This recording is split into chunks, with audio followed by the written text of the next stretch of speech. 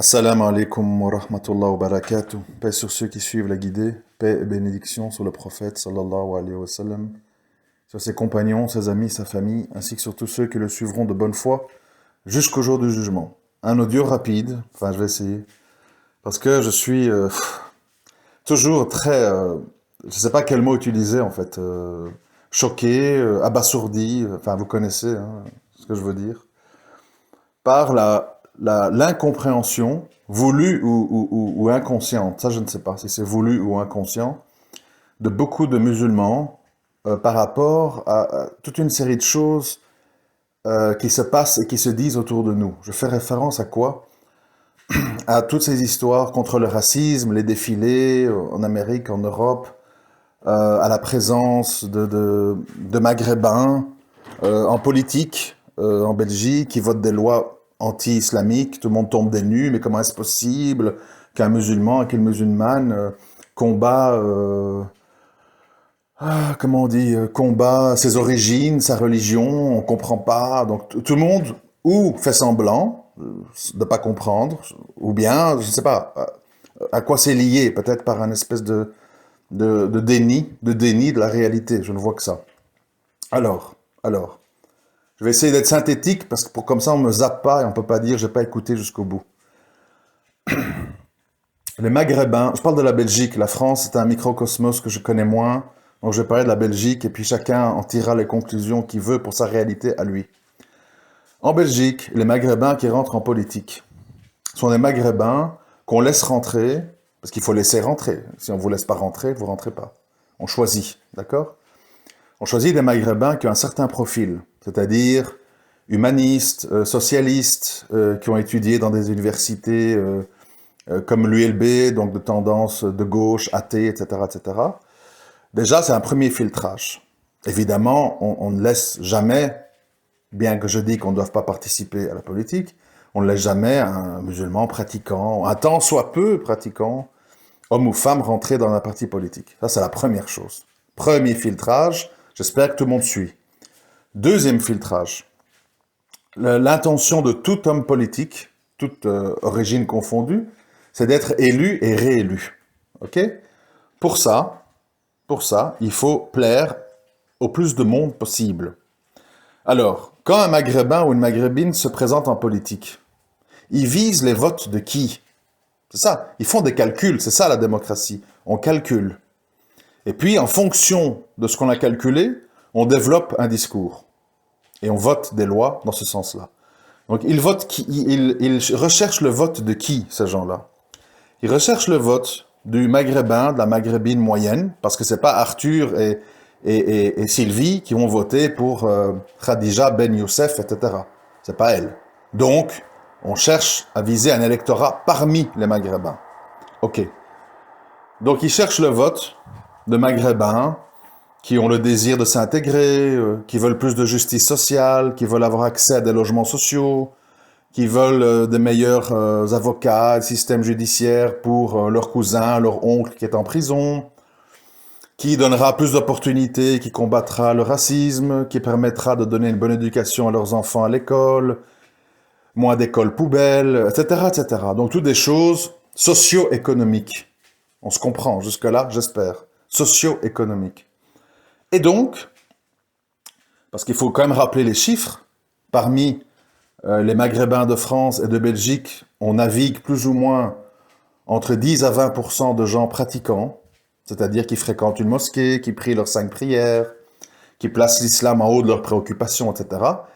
Et les 80 autres pourcents sont des gens qui, voilà, sont dans un islam culturel, qui se limitent à faire le ramadan et à faire le hajj avant de mourir, dans le meilleur des cas, etc. Sans plus.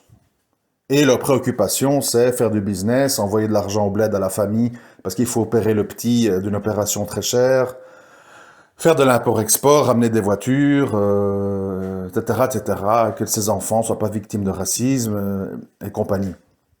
Donc, c'est logique, c'est de la mathématique. Les Maghrébins qui sont en politique ont un certain profil sélectionné, féministes, islamophobe, islam light et compagnie. Ça, c'est le premier point. Et le deuxième point, Pour gagner, ils ont bien compris qu'ils doivent promettre et s'engager à des résultats sur le plan socio-économique. Donc, toutes les préoccupations religieuses, le voile à l'école, le droit de ceci, le droit de cela, la viande halal ou que sais-je, ce n'est pas du tout en haut de leur liste, au contraire. Au contraire, parce que pour qui connaît un petit peu la communauté maghrébine, et qui est un petit peu honnête, bon, c'est déjà compliqué, quand vous leur parlez, si vous dites des mots tels que charia, tarout, tawhid, riba, hijab, etc., on vous dit, oulala, c'est quoi ça? C'est l'islam wahhabite, des talibans, là? Non, non, moi je suis dans un islam gentil. Mon père, qui était imam au village, il m'a appris un islam très de paix, d'amour, enfin, bon, etc., quoi. Hein. Et donc, ces gens-là, qui votent, qui participent à la politique, et qui donc donnent leur voix à ces Maghrébins qui sont dans les partis politiques, ils ne sont pas du tout en désir et en attente de droits religieux. Pour eux, la religion, c'est à la maison, ma fille va à l'école sans voile de toute façon, ce qui compte, c'est l'éducation avant tout. Enfin bon, c'est tout un discours qui se greffe autour de ça, qui explique tout simplement pourquoi ça se passe comme ça. Donc moi, je suis étonné que des gens tombent des nues. Comment ça se fait que des femmes maghrébines trahissent leur religion en votant des lois contre l'islam et le voile? Parce que c'est pas du tout leur but et c'est pas leur électorat. Leur but est tout à fait ailleurs. Leur but est l'intégration et les droits sociaux des Maghrébins. Et ils seront jugés là-dessus par ceux qui votent. Vous le savez comme moi, c'est pas les religieux qui votent. Et les religieux sont minoritaires. Je parle de pratiquants. Donc, c'est une histoire de calcul d'intérêt. Faut pas être surpris. Voilà, je pense que c'est clair sur ce point-là. Si on n'a pas compris, c'est qu'on est de mauvaise foi et qu'on ne veut pas admettre la réalité. Deuxième sujet, le racisme. Bon, beaucoup de gens sont là, oui, la police, les Noirs, les Arabes, toujours nous, les contrôles aux faciès, tatati, tatata.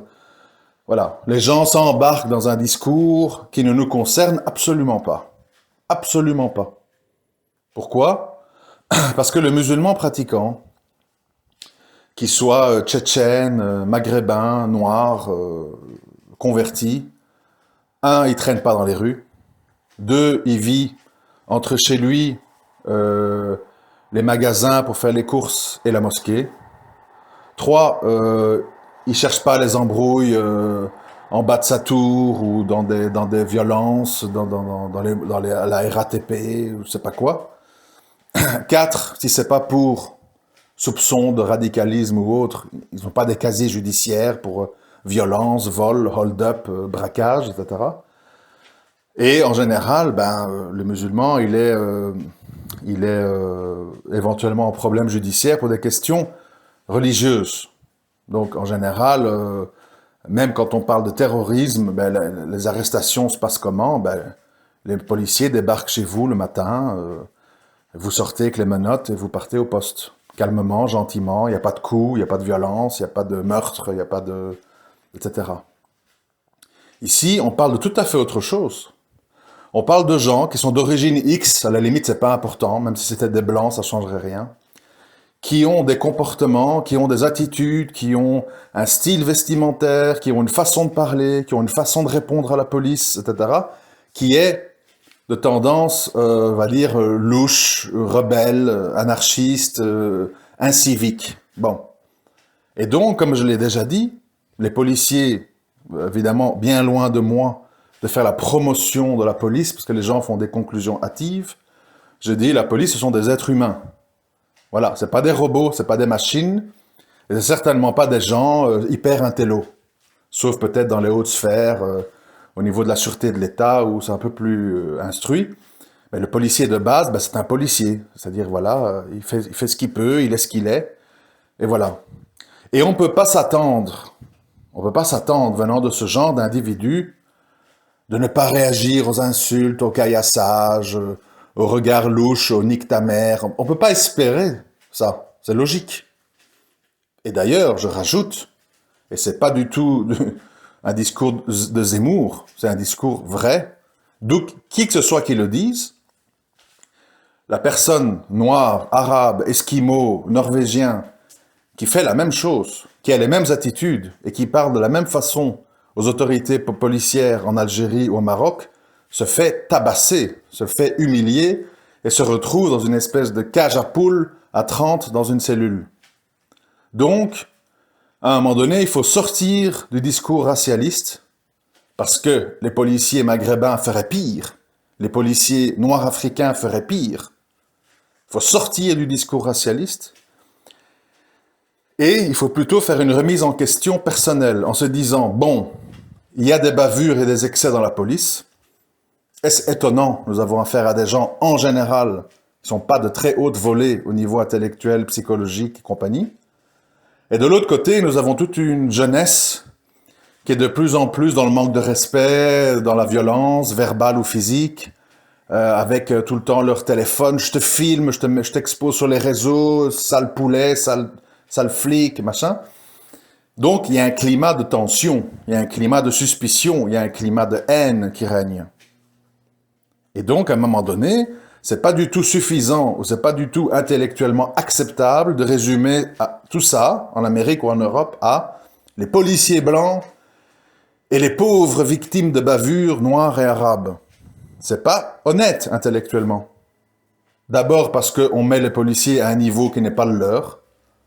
Ils ont le niveau qu'ils ont, ils sont ce qu'ils sont.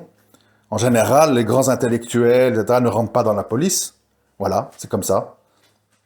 Et de l'autre côté, vous avez toute une population qui bien souvent appartient à ces minorités, en effet, qui a des attitudes et des façons d'être qui posent problème. Je ne vais pas vous faire la liste.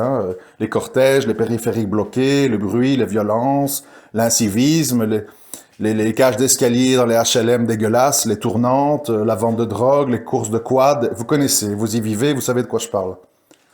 Donc, à un moment donné, la personne sage, qu'elle soit noire, arabe ou blanche, et qui se dit musulmane, les autres font ce qu'ils veulent, ils doivent avoir un discours équilibré, sage et juste, et de donner des blâmes et des fautes à chacun, et pas avoir un discours victimaire, toujours nous les noirs et les arabes. Oui, mais quel noir, quel arabe? Celui qui est gentil avec son petit costume, qui fait pas de vagues, qui dit merci monsieur, au revoir monsieur, à bientôt. Ou celui qui dit tfou, casse-toi, le Coran de la Mecque, je prends ta mère. De quel noir et d'arabe on parle? Faut déterminer. Mais malheureusement, tout ça, c'est pas vendeur, c'est pas politiquement intéressant. Donc on préfère les clichés bêtes, les pauvres petits gamins noirs et arabes contre les gros méchants policiers fascistes, sans pitié, qui les tabassent. Va voir les policiers nigérians ou marocains, qu'est-ce qu'ils font? Ils te tabassent, ils te mettent des bouteilles en verre dans l'anus.